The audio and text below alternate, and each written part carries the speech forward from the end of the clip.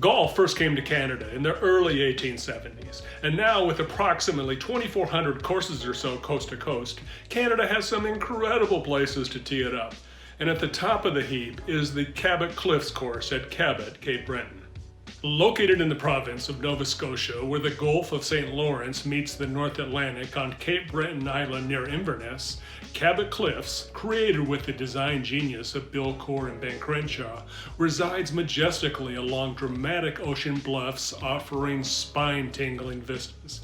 The fast, tempestuous terrain plays through protruding dunes and rippling swales, creating the perfect ingredients for thrilling golf.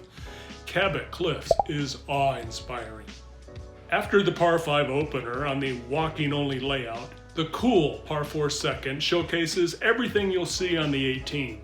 Sandy scrubland below the elevated tee, forest on the left, beachfront just to the right, and the promised land of the putting surface perched wonderfully in the craggy dunes just beyond the unique watery patch in front. The exceptional par 4 fifth is perhaps drivable for big hitters if the marsh on the left is avoided. The humps and bumps of the fairway curve left towards the beachside green, allowing for clever plays riding the contours while hopefully avoiding the massive bunker right. Core and Crenshaw use the natural flow of the land perfectly. Then we come to one of the most magnificent golf holes on earth, the par 3 16th.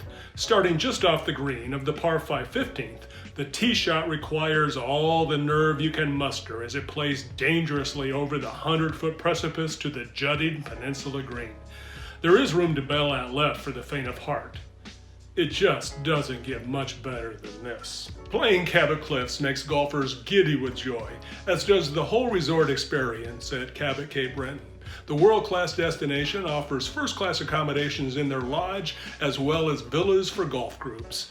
Here's their website with all the info included. Hey, thanks for tuning in to Have Clubs Will Travel. I'm David Wood.